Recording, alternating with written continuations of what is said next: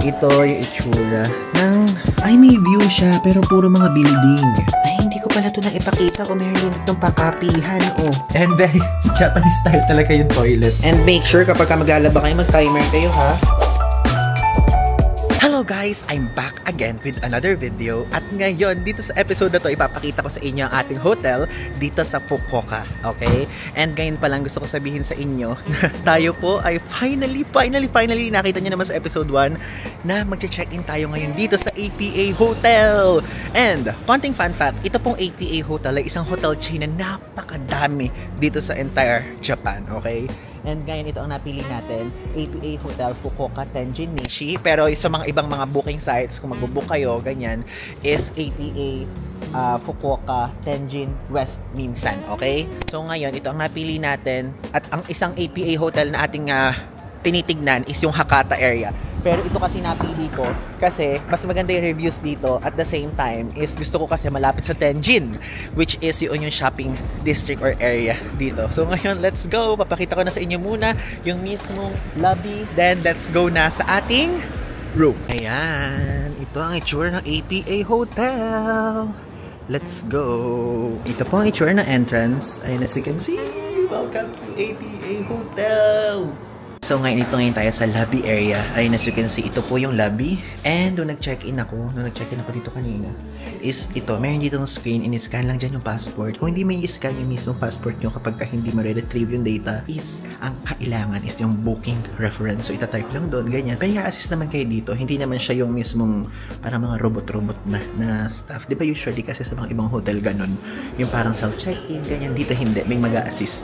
And ayan, tapos ganyan, meron silang pa-freebie dito. So, as you can see, upon check-in, feel free to take any 2 amenities. Okay? And so, kumuha tayo ng isa-isa. O, diba? Let's go! So, binigyan tayo ni Kuya nito. Batso! Yay! Hakone! Thank you so much! Miyazaki. Okay. So, Kagoshima. Okay. Thank you! Thank you so much! Thank you! Ayan. And so, as you can see, dito sa mismong lobby area, meron din itong restroom. Then, ayan, meron din itong vending machine.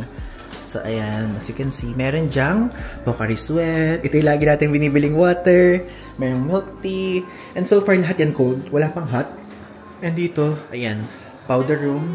Tapos pang babae. Tapos ito, hindi ko alam kung ano yan. Ito yung itsura ng mismong elevator. Ayan. Pero dito, pakita ko na muna sa inyo yung area na to. So, dito, pwede kayong bumili ng prepaid SIM. Ayan, as you can see, 8 days, 4,500 yen. 16 days, 5,500 yen. Okay? Ito yung wifi.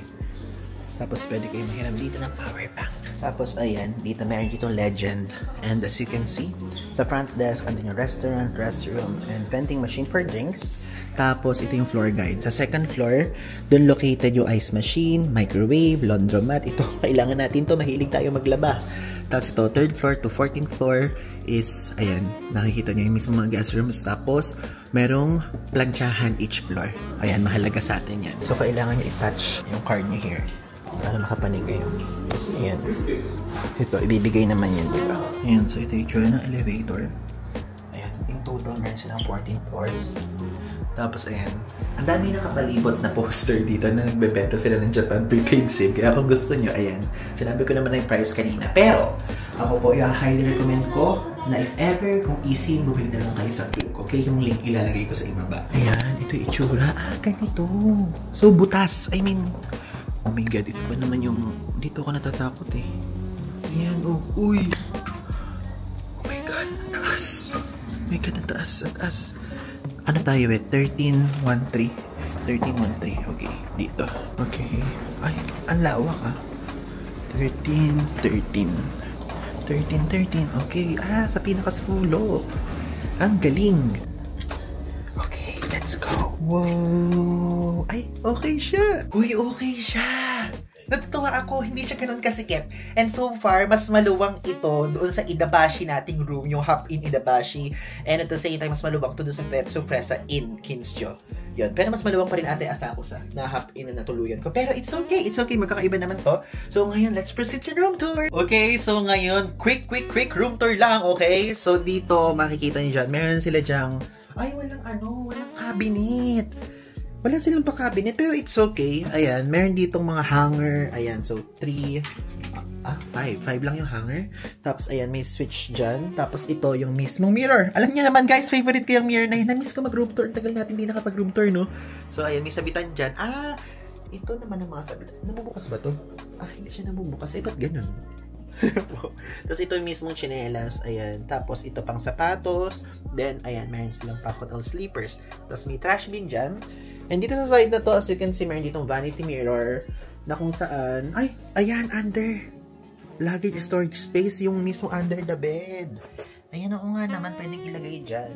Tapos ito, makikita nyo dyan, yung mismo table, kunyari, mag-work kayo, magla-laptop, ayan. Tapos napakadaming mga papers. Ayan, may Domino's. Ang galing Tapos may pa-TV dito na hindi ko naman naiintindihan. Okay, pero ito, nakalagay dito yung mismong wifi and password. And ayan, ang galing personalized.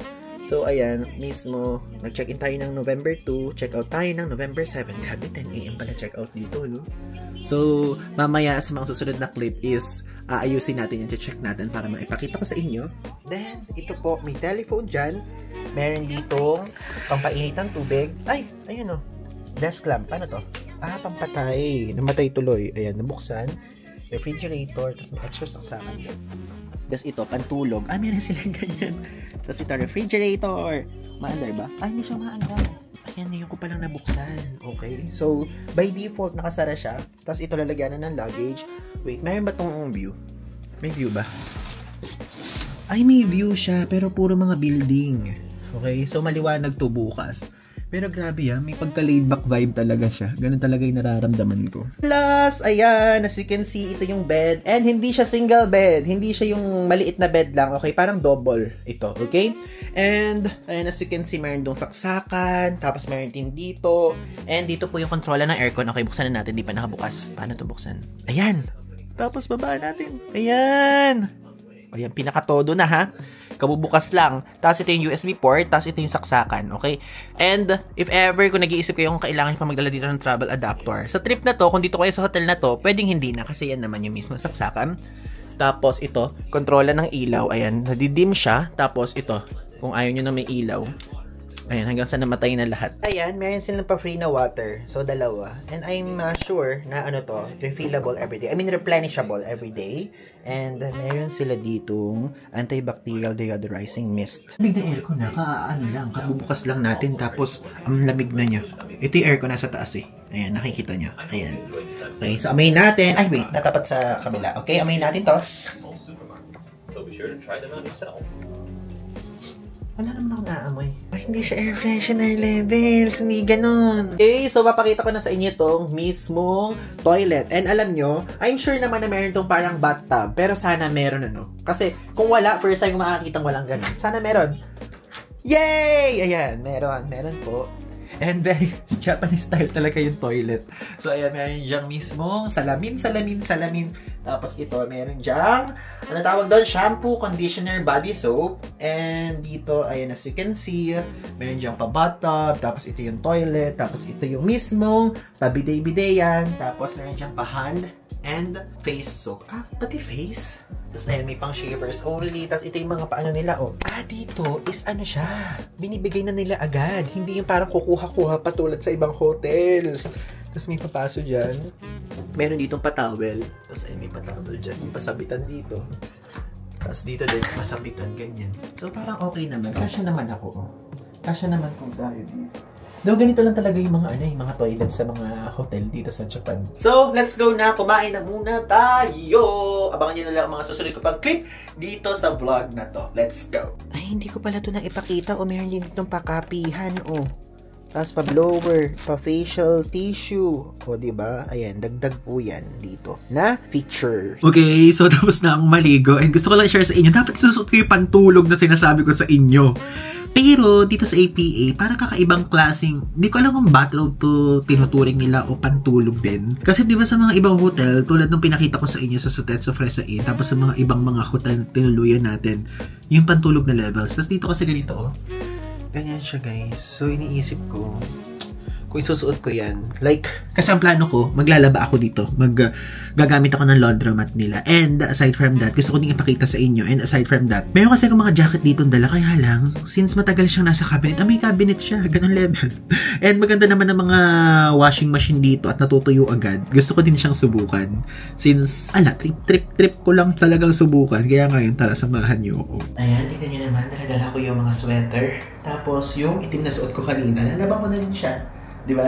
Para sulit naman ang ating babayaran dito. Hindi ko lang alam kung magkano. Usually kasi 300 yun as far as I remember. Okay, so share ko lang sa inyo na bumaba pa ako para magpabariya lang. Kasi wala tayong bariya. 500 yan para yung pinaka pwedeng level ng ating pag-laundry. Okay, so ito yung laundry. Kalimutan ko pala. Ayan, the sensor. Okay. So, 300 yan nakalagay. So, ayan. Ilagay na natin dyan. Paano ba to kapag ilalak? Ilalak ba? Ito instruction eh. So, ilalagay din damit. Ilalagay dyan.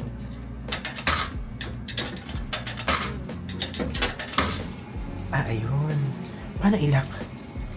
Ito? Paano ba? Ito. Ikiklik to. Tapos nung kinlik ko to, umilaw to. Tapos, tinranslate ko. Adding fabric softener. O, diba? Tapos, lid lock. Paano lid lock? As you can see, makikita nyo, ayun yung laundry. So, ito 300. So, 30 minutes yan. Yung mismong coin washer na yan. So, may instructions naman dito. And ito naman yung dryer. So, yung dryer is 30 minutes, 100 yen. So, after na, so in total of ano siya, 1 hour. So, after dyan, nababa ulit tayo para ilipat naman dito. So, self-service siya. Ganyan din naman sa iba. Tapos, ito, meron dito microwave. Tapos, ito naman yung ice. O, diba? So, kumuha nga tayo ng ice para meron naman tayo magawa dito. And make sure kapag maglalaba kayo, mag-timer kayo, ha?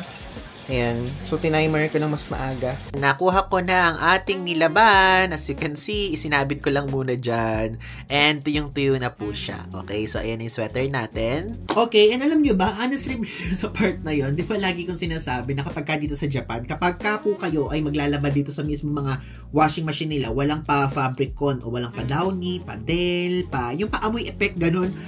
And alam nyo, di ba, pinakita ko sa inyo, meron parang ad na fabric conditioner, fabric softener doon sa mismong machine. Hindi ko yun. Nag-add na tayo, pero alam nyo ba, wala pa ring amoy. Like, literally, wala talagang amoy. Pero kasi, naiintindihan ko naman dahil kapag magbabasa kayo ng mga articles, yung mga Japanese po, hindi po sila mahilig sa may amoy. And even kapag malakas yung amoy ng perfume is parang masakit, nasasaktan yung ilong nila. I mean, masakit sa ilong nila, ganong level. Kaya din ako dito sa mismong, pagka nandito ako sa Japan, hindi ako ganon magpabango, hindi ako ganyang level, kasi kino-consider ko din sila. And, yun. And I think, yun din yung rason. Kaya, maano naman siya, kumbaga, okay naman, may amoy siya, pero hindi ganoon ka-amoy.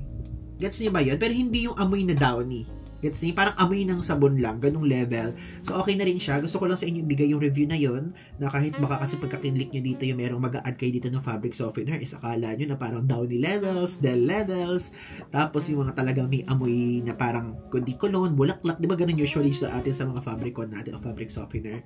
So, yun lang po. So, ngayon, mag-proceed na tayo sa ating review dito sa mismong hotel natin. Dito sa APA Hotel Tenjin West or Tenjin Nishi, okay? So, ngayon pa lang, sasabihin ko na po sa inyo, itong hotel na to is iba-iba yung name niya talaga. Dalawa ang name niya, APA Hotel Tenjin West at APA Hotel Tenjin Nishi. Nakakalito. Sa Google Maps, iba yung pangalan. Kapag kasi sinerch sa mga booking application, parang ibang pangalan, ganyan level. So, yun, dalawa yung pangalan niya, okay? At least, kapag ka ina-navigate nyo is hindi kayo maliligaw. And, simulan na natin. Usually, kapag nagre-review tayo ng hotel, nagsisimula yun sa budget, location, and service. So, hahatiin natin. So, una, sa budget, ngayon pa lang sasabihin ko na sa inyo na ito po ay hindi nagpo-fall under sa budget hotel. Hindi siya nagpo-fall under ng luxury hotel, pero nagpo-fall under naman siya sa mid hotel. What I mean is yung sakto lang, hindi ganun kamahalan, hindi ganun kamurahan, okay? Knowing na APA hotel to, under siya ng APA hotel chain, is maganda talaga siya, guys. Maganda talaga siya. Aside from that, is napakadaming branches ng APA hotel. APA ba APA? Di ko alam eh. Pero yun lang, APA hotel dito sa mismong Japan, entire Japan, super dami. Lalo na sa Tokyo at Osaka, super daming branches. Dito sa mismong Fukuoka, as far as I know, dahil pinagkukumpara ko yung Hakata na APA tapos ito, yun lang yung mismong nasa utak ko. And pinagkumpara ko sa mismong reviews. So, ito yung may mas magandang review, pero parang gusto ko din talaga yung Hakata. And mas mura yung Hakata. Ito, mas maganda na may review. So, nang ibabaw sa akin yung mga reviews, okay? Ganong level. Pero at least, APA pa rin naman siya. Tapos, nasa Tenjin area tayo. Tenjin West area, which is sa mga shopping area. Yung Hakata naman, yun yung mismong city center dito. I mean, kino-consider kong city center dito sa mismong Fukuoka area. Okay, ngayon, so magkano itong hotel room natin? Ngayon, sasabihin ko sa inyo, ang presyo po nito in total for 6 days and 5 nights is 23,323.60 pesos. Yun po ang presyo niya. So, kung i-divide niyo siya into 5, ang presyo nito per night is 4,664.72 pesos per night. O, diba? Medyo pricey na siya. Medyo pricey, pero hindi din naman ganun kamurahan. I mean, hindi siya ganun kamahalan, hindi din siya ganun kamurahan. So, parang middle lang din naman. And, yung mismong room niya at yung bed niya, good for 2 packs naman, diba? So, isipin nyo na lang, parang naghati kayo, ganyan level, ganun level. Okay? So, hindi siya ganun kamura talaga. Yun lang naman ang masasabi ko. And, sa location naman tayo magpunta. Sa location is okay siya. Okay yung location. Yun nga lang ito, I'll be honest, yung mismo exit 4 dito, maganda exit 4 ha. Napakadami mga kainan nakapaligid tulad ng pinakita ko sa episode 1. Meron ditong Subway, meron ditong Starbucks, meron ditong yung Katsudonan na hindi ko naaabutan bukas, meron ditong Subway, Starbucks, McDonald's, 7-Eleven, yung Yakinikuhan, tapos yung mga ibang kainan dito, madami. Yun nga lang, ang parang medyo inanokong ganyan, walang escalator and elevator, yung mismong exit ng isang train station na malapit dito. So, kailangan nyo talagang buhatin yung mismong maleta nyo. Okay? So, I'm being honest. At least, sinasabi ko na sa inyo ahead of time. Okay naman yung hotel. Yun nga lang. Kasi, syempre, kino-consider ko din yung mga audience natin na may kasamang senior citizen, may kasamang PWD, ganyang level. Pero kung okay lang naman sa inyo yun, pwede nyo itong i-book. And yung dadaanan lang naman yung problema. Pero itong hotel mismo, walang problem. Okay? So, okay siya. Sa location, okay. Pero pwede nyo din i-check yung Hakata. Hindi ko nililimit yung vlog na to na dito kayo mag-check-in, ganyang level. I-check nyo din yung mismong Hakata. Okay? Check nyo din yung Hakata branch nila. Tapos, doon naman sa service, napakabait ng staff dito. Yung staff nila dito, alam, napakadami. Bawat pumupunta ako sa mismong front desk, iba-ibang mukha ang nakikita ko, guys. Ganong level. So, yung medyo matanda doon, okay siya, mabait siya. Si kuya na nag-assist sa atin ng check-in, like binigyan niya tayo lahat ng mga staff, ganyang level. So, okay. Okay sa akin yung location. Yun nga lang, yung elevator at escalator lang yung medyo tagilid. Parang i-rate ko siya ng 9 out of 10. Sa budget, i-rate ko siya ng 8 out of 10, to be fair. Kasi medyo pricey talaga siya. Sa mismong service is 100 out of 10, ganung level. Kasi maganda ang service talaga eh. Kung service ang usapan, okay. Kung location ang usapan, okay. Pero walang elevator at escalator. Kung sa budget ang pag-uusapan, medyo pricey siya. Okay? Yun lang naman po. So, yun lang po. Maraming salamat po. At if ever kung gusto nyo to i-book, again, feel free to book it via Klook. So, yung link ilalagay ko nyo sa ibaba. And also, you can use my code PaulIvanKlook para magkaroon tayo ng extra 5% off discount. Okay? So, ayan. Sa Klook ko siya binook. Ilalagay ko dito yung screenshot. Ting! Ganyan level. And yun lang. If ever kung meron kayong tanong o kung meron pa kayong gustong ipareko sa akin, is i-PM at i-DM nyo na ako sa Instagram para personally ko kayo mabigyan ng message, okay? Maraming salamat po at abangan nyo pa ang mga susunod nating vlog dito sa Fukuoka, okay? So, yun lang! Thanks!